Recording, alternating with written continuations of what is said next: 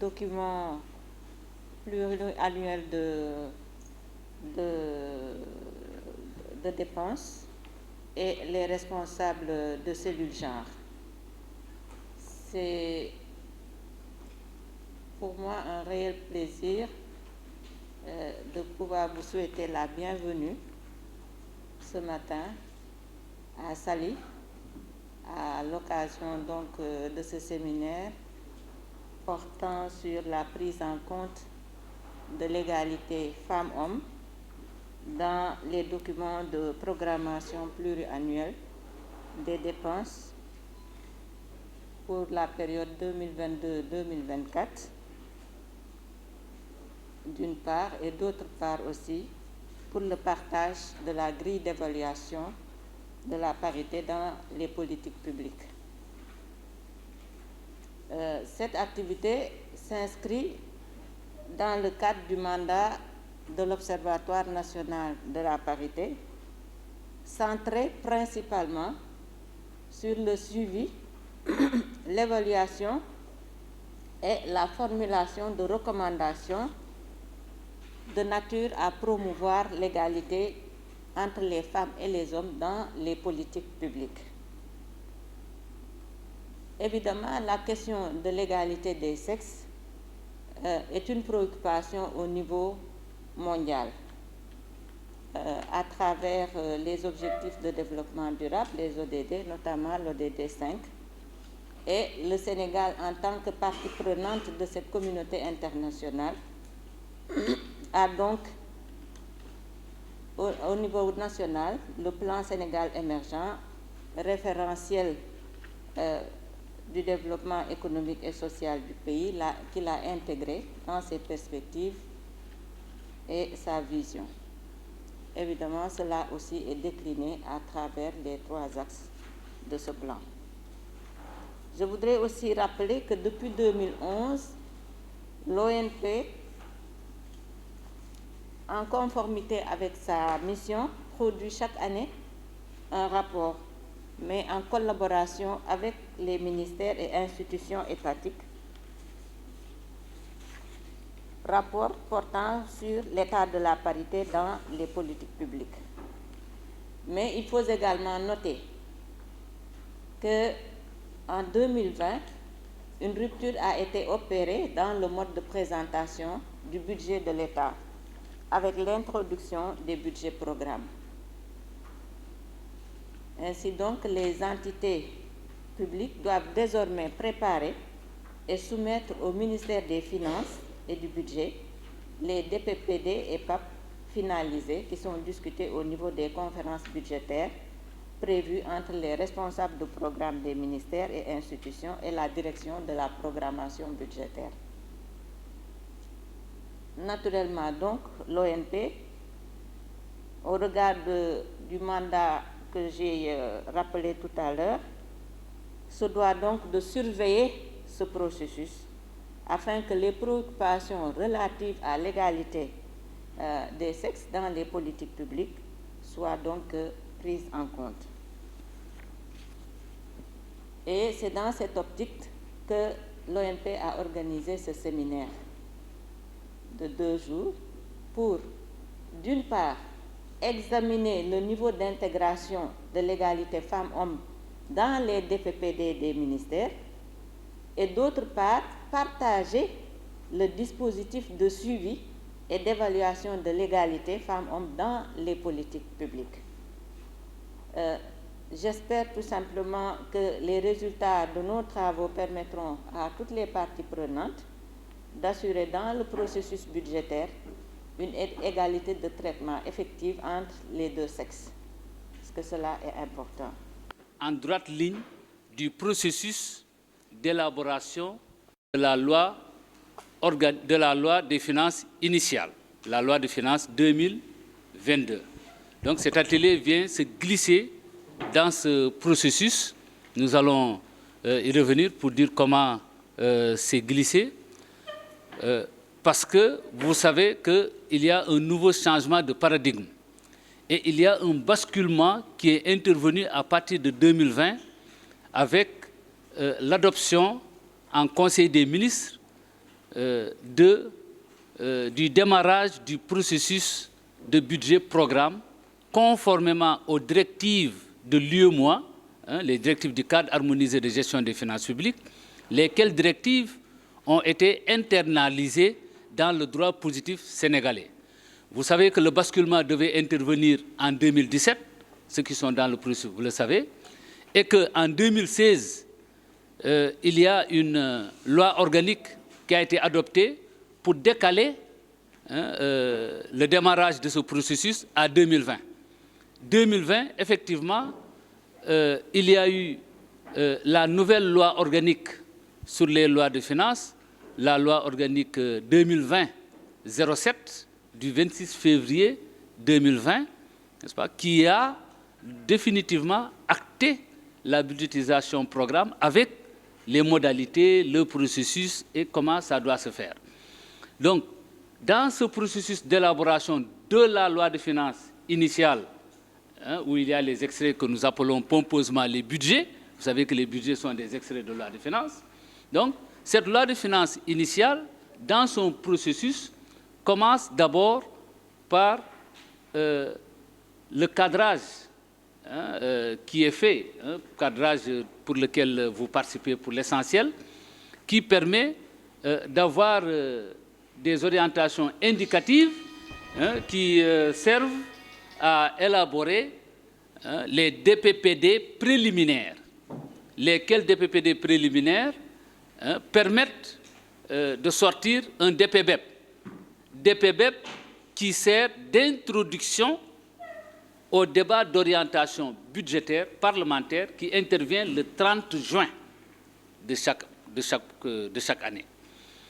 Donc, dès que le DPBEP est discuté à l'Assemblée nationale, le Parlement donne des orientations par rapport au budget 2022 et par rapport, n'est-ce pas, à la programmation pluriannuelle que propose le ministère des Finances, cette programmation sur les 3 ans pour dire quelles sont les enveloppes indicatives allouées à chaque département ministériel dans le cadre de la budgétisation par programme. Donc, dans ce processus-là, le débat d'orientation budgétaire est déjà tenu. Donc, ce qui reste, c'est la mise à jour des documents de programmation, l'élaboration des projets de PAP, projet annuel de performance 2022, et l'extraction des projets de loi de finances de chaque ministère qui seront après consolidés par le ministère des Finances. Donc nous sommes dans ce processus-là, nous sommes dans la période qui est appelée la période des arbitrages budgétaires qui commence par les conférences budgétaires. Qui dit conférence budgétaire, cela veut dire documents annexes qui vont accompagner ces conférences budgétaires. C'est le DPPD 2022-2024, ce sont les projets annuels de performance 2022, je rappelle qu'on est en 2021, donc on doit élaborer les documents de programmation budgétaire pluriannuelle de dépenses sur les 3 années, parce que pour le Sénégal, la pluriannualité, c'est 3 ans. Donc 2022, 2023 et 2024. Et la première année, qui se trouve être 2022, doit faire l'objet de projets annuels de performance pour chaque programme du ministère. Et à partir de là-bas, il y aura l'extraction, n'est-ce pas, de la loi de finances initiale de l'année 2022. L'Observatoire national de la parité, contexte, oui, vous pouvez basculer. L'Observatoire national de la parité, comme l'a dit Madame la Présidente, a, entre autres missions, je ne vais pas revenir sur la littérature, vous l'aurez dans les dossiers participants, vous avez les thèmes de référence. L'Observatoire national de la parité, dans ses missions, est chargé de suivre et d'évaluer la prise en charge de la parité dans les politiques publiques, de lancer des alertes s'il y a des difficultés mais entre autres aussi de formuler des recommandations allant dans le sens d'une plus grande prise en charge de l'égalité des sexes dans les politiques publiques. Quand on parle de politique publique, ces politiques publiques qui sont portées par les départements ministériels à travers les décrets portant attribution de ces ministères-là, ces politiques publiques au niveau du Sénégal et au niveau des départements ministériels, ces politiques publiques, au-delà de la planification qui doit se faire à travers les lettres de politique sectorielles, ces politiques publiques, en termes de budgétisation, sont programmées sur les 3 ans dans les documents de programmation pluriannuelle de dépenses, DPPD, et font l'objet de plus grands détails au niveau des PAP, projets annuels de performance. Voilà là où on se situe défilé dans le processus. Cet atelier intervient pour aller construire et examiner 3 niveaux d'objectifs. Le premier objectif visé ici, c'est examiner les DPPD préliminaires que vous avez, qui couvrent la période 2022-2024 et en filigrane les PAP 2022. Les examiner sous l'angle de l'égalité des sexes, voir est-ce que vos DPPD préliminaires ont bien intégré l'égalité des sexes dans leur formulation et au besoin proposer des améliorations de ces DPPD pour intégrer cela avant que vous puissiez les présenter en conférence budgétaire et plus tard que ça puisse, n'est-ce pas, suivre au niveau de l'Assemblée nationale. Le deuxième objectif, c'est de partager une grille d'évaluation. Parce que, comme l'a dit Madame la Présidente, l'Observatoire national de la parité sort un rapport qui s'appelle rapport bilan de la parité. Ce rapport va dire pour chaque ministère quel est le bilan qu'on peut faire pour ce ministère-là en matière de parité, en matière d'égalité de sexe. L'Observatoire national de la parité a effectué un certain nombre de bilans, a sorti des rapports bilans, mais aussi a mené des études. Ces rapports et ces bilans qui sont ces études, ces rapports qui sont faits d'une manière participative, inclusive, avec l'implication des ministères que vous représentez ici, ces rapports ont montré des insuffisances dans l'intégration de l'égalité des sexes dans les politiques publiques. L'ONP a voulu se doter d'un outil qu'il va partager avec les ministères et requérir des observations naturellement. Un outil consensuel parce que c'est vrai, les rapports bilans sont faits de manière consensuelle, de manière participative, mais si on a un outil, on pourra dire voilà maintenant l'outil à partir duquel on va s'évaluer. Cet outil s'appelle grille d'évaluation. On peut même dire grille de suivi et d'évaluation de la prise en charge de l'égalité des sexes dans les politiques publiques. Quand chacun aura sa grille, quand chacun personnalisera sa grille, on aura une loupe qui facilitera l'évaluation, qui permettra de mettre le doigt sur ce sur quoi va porter l'évaluation. Et en ce moment, on pourrait envisager, n'est-ce pas, de se donner des notes par rapport à la grille que nous avons partagée ensemble. Voilà l'idée de partager la grille d'évaluation de la prise en charge de l'égalité femmes-hommes dans les politiques publiques proposées par l'ONP et qui fera l'objet de discussions et vous allez recueillir les observations et plus tard renseigner la grille pour que, au moins, pour les exercices à venir, qu'on puisse savoir comment nous serons évalués sous l'angle de l'égalité de sexe. Et le dernier point, c'est au besoin, c'est discuter les modalités. Comme ça a été indiqué, il y a le rapport bilan biannuel 2019-2020 qui est en élaboration. Certains ministères ont participé au processus de partage, d'autres ministères ne l'ont pas encore fait.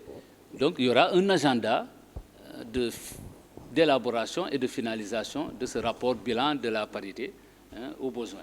Les résultats attendus, donc les DPPD mis à jour, ici, en termes de résultats, c'est les propositions d'intégration, les propositions de mise à jour sont disponibles pour que vous puissiez les mettre dans vos documents. La grille est partagée, testée, parce que vous allez personnaliser la grille en tenant compte de vos spécificités. Un schéma d'application de la grille est négocié, comment on va l'appliquer, et les ministères disposent vraiment d'outils pour intégrer les phases. La stratégie, la rencontre se tient déjà, le secrétaire exécutif en a parlé en 2 jours. Les participants sont répartis dans des groupes, maximum 5 groupes pour plus d'efficacité dans le travail, des groupes restreints pour contribuer à la sensibilisation et à l'information sur le respect des mesures barrières, comme l'a dit notre éminente participante. Au niveau des documents de travail, les travaux seront marqués par des apports d'informations que nous allons commencer tout à l'heure sur les DPPD préliminaires et les PAP. C'est l'occasion, on reviendra, de dire comment ça va se faire. Et puis, il y aura des ateliers de travail dans ces groupes-là. Au besoin, nous allons pouvoir utiliser les espaces communs de l'hôtel pour mieux travailler. Allez-y. Les documents sont dans les dossiers participants, remontés, Habib, encore. Voilà. Les participants, comme l'a dit le secrétaire exécutif, l'atelier, les travaux se tiennent ici parce que l'hôtel offre de meilleures conditions pour respecter les mesures barrières en termes de distanciation, mais aussi en termes d'espaces communs qui peuvent être utilisés pour les salles d'atelier. Les chambres sont réservées à Royam, étant donné qu'ici, il n'y avait pas de chambre disponible pour les participants. Et il y aura une navette qui sera gérée par l'hôtel pour permettre aux participants d'aller. Donc, on fait arriver travailler à la pause déjeuner.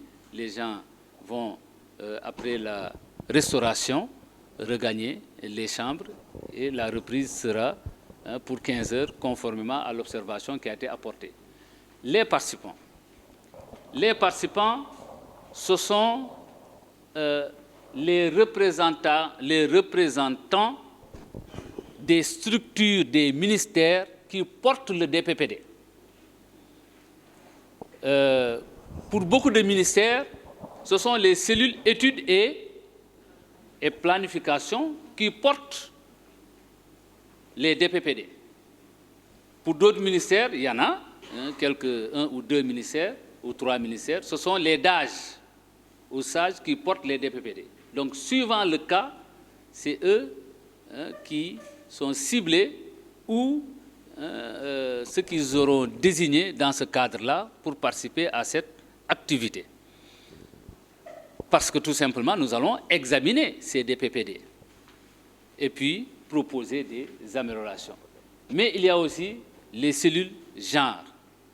Le souhait de l'ONP, c'était de permettre vraiment à un plus grand nombre de personnes, à une masse critique importante, au niveau de chaque ministère, de participer à cette activité-là, parce que c'est une activité aussi qui concourt au renforcement de capacités des agents qui conduisent ou qui participent au portage de cette réforme budgétaire et financière. En fonction de leur niveau de préparation à venir nous présenter le DPPD préliminaire, pas tout le DPPD, mais essentiellement nous présenter les programmes, nous présenter les actions, nous présenter les indicateurs, mais aussi nous présenter les coûts. Madame, c'est comment hein?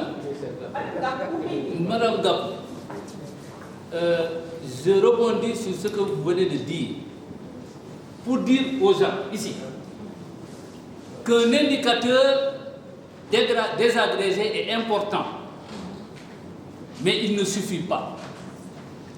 Un indicateur, c'est un instrument de mesure. Un instrument de mesure, c'est comme une balance.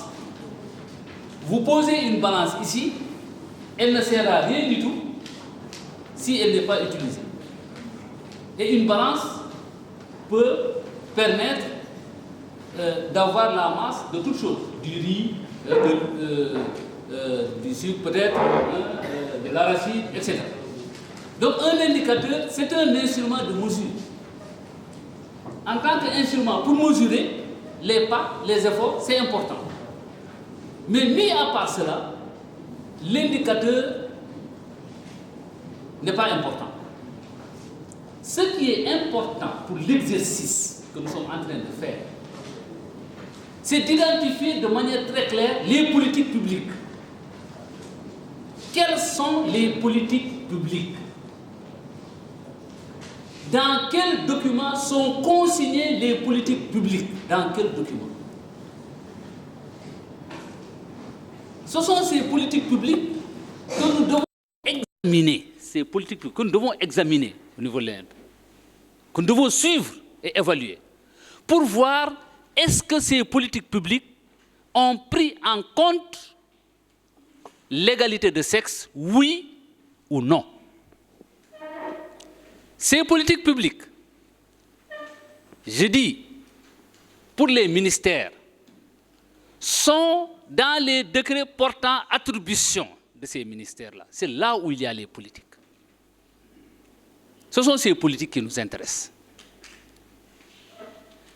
Maintenant, ces politiques publiques, comment on programme la mise à disposition de ressources, comment on programme les dépenses qui vont dans ces politiques publiques-là? C'est à travers un cycle de planification, de programmation, d'opérationnalisation à travers des PAP et d'extraction de ce qu'on appelle une loi de finances. Donc, durant toutes ces étapes, durant tous ces moments, à chacun de ces moments, on doit jeter un regard pour voir est-ce que l'égalité de sexe est là-bas, durant toutes ces phases. Donc, jeter un regard, ensuite, maintenant, se donner des perspectives. C'est ce que disait le collègue. Vous avez une situation de référence qu'on appelle base 0, une situation de référence, et vous avez un objectif ou un résultat que vous visez, target en termes de cible, et vous avez un instrument de mesure qui s'appelle indicateur, qui va permettre de mesurer ces progrès.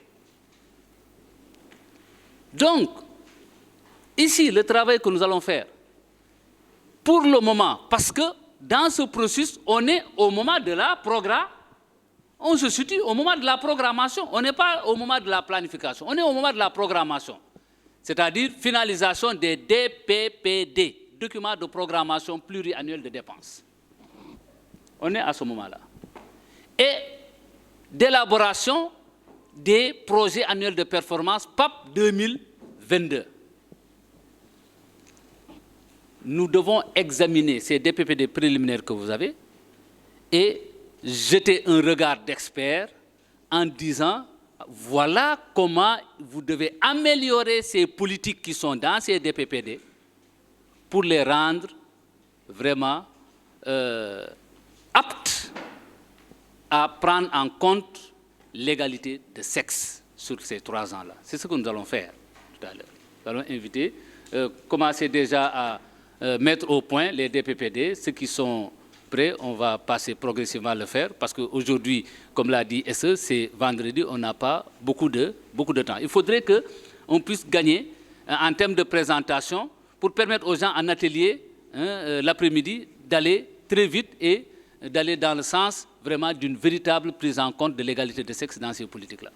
Voilà comment ça va se faire. Au niveau des DPPD, l'entrée, on parle de budget programme. L'entrée, ce sont les programmes. Mais le programme, nous n'allons pas aller loin. Vous avez une LOLF, une loi organique sur les lois de finances, qui vous dit qu'un programme, c'est quoi? C'est quoi un programme? Il vous dit, c'est une ou un ensemble d'actions représentatives d'une politique publique. Donc, cela veut dire que le programme est défini à l'aide d'actions. Donc, pour définir ce qu'est un programme, notre loi organique définit le programme à partir d'actions. Il dit un programme, c'est une action ou c'est plusieurs actions. Donc, dans votre présentation, ce qu'on vous demandera pour les ministères qui vont présenter, nous ne vous demanderons pas de présenter tous les détails, contexte, tout ça, etc. Nous demandons d'aller directement, le ministère tel, ces programmes sont là. On demande de décliner les programmes, de lister les programmes. Et pour chaque programme, comme les programmes sont définis à partir des actions, on vous demande maintenant de décliner pour chaque programme les actions qui y sont. L'action ou les actions. Ça permettra d'avoir la cohérence de la définition programme-action. Dès que vous avez les programmes et les actions, cela veut dire que vous avez défini les politiques publiques que vous portez. Parce que dans cette dualité programme-action, vous ne pouvez pas sauter une politique publique.